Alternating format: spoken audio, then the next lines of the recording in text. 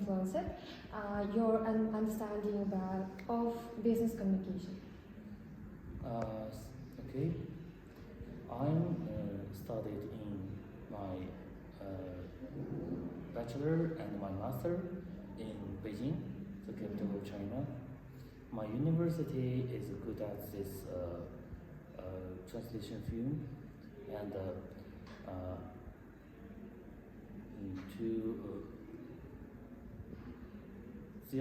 there are so many experienced translator in my university, so that I choose to learn something about translation.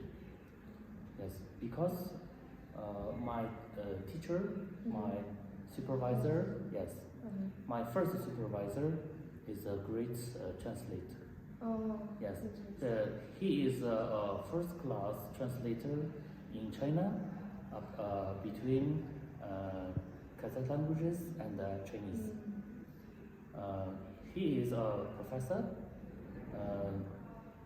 and a good linguistic. Yeah, linguist. Yes, yeah, she is a linguist, and he also is a good translator. So maybe as my supervisor, so he teach me something important knowledge and his experience about translation. So maybe this point I learned translation and to be a translator. I am also the first class certificate translator. Yeah, certificate translator, and I am a national certificate translator in China. First class between Chinese and Kazakh, and Chinese into English. Yes.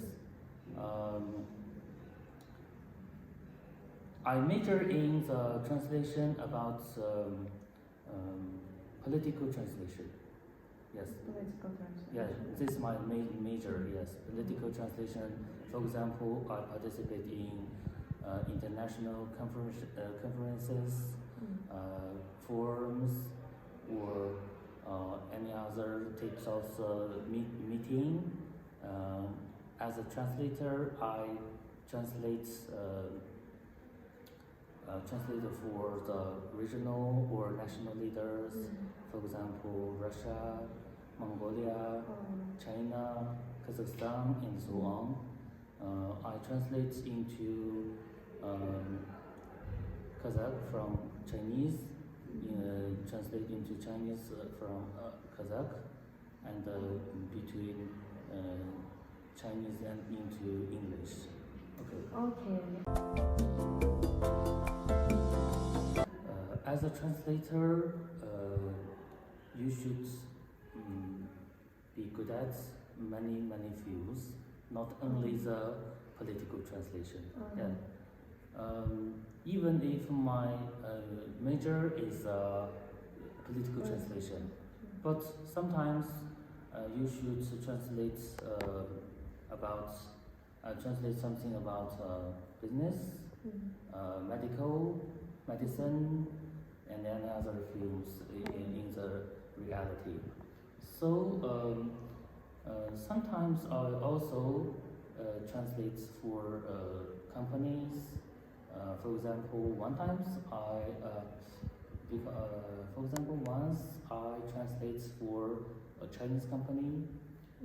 It's do the medicine field and the medical equipments. Yes. So that I'm very interested in the business communication and translation. Yes. Yeah. So interesting facts.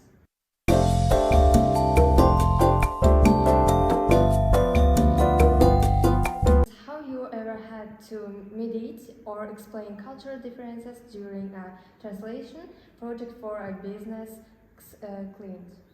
Mhm. Cultural differences is a very complex problem. For example, I take an example to explain it. For example, in China, Chinese do something or talk about something, not indirect, directly.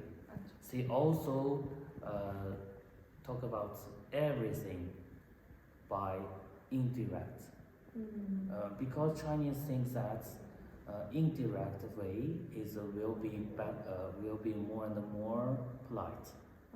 So that when you translate into Chinese or from Chinese, you should pay attention about this polite, because in Chinese has for a lism sentence, Chinese says attitudes decide everything. Yes. So Chinese people more and more pay attention about your attitudes, especially your polite. Yes. So when you translate into Chinese, you should pay more attention about it.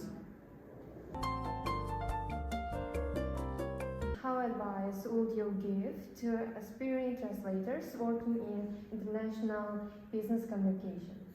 Okay. For translator, especially the young translator, should take part in many more practice. The practice is very, very important for translator, because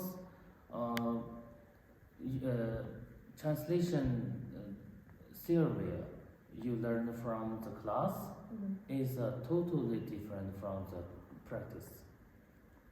Yes. For example, in Chinese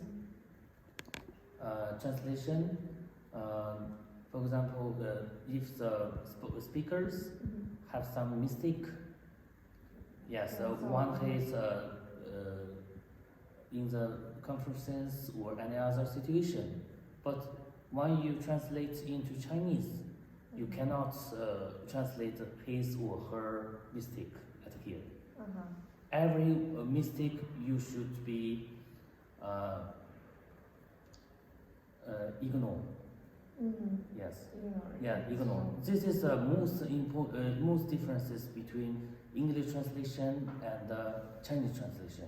So when you be a translator in Chinese, you should pay attention about it. Every speaker's mistake you cannot be translated into Chinese. You should ignore it. So question is, how do you think cultural differences affect business communication styles such as direct and indirect communication? Okay. For answer your question, first of all, we should talk about the thinking styles between European and Chinese people. For example, European people's usually their thinking style is analyzes thinking. But in China, Chinese people prefer to comprehensive thinking, because of the culture influence from Taoists and Buddhism. So Chinese people prefer to comprehensive system, thinking system. So the two kinds of people has two kinds of thinking system and thinking styles. So they are absolutely to influence their business activities and business actions. So when you do business action between European peoples and Chinese peoples, we should take care about it. For example, when you translate from English into Chinese, yes, you should first of all you should translate into the reasons, and last you should translate into the results. Yes, because in Chinese structures, the more important parts will be translated later. Yes. Yeah, translate later.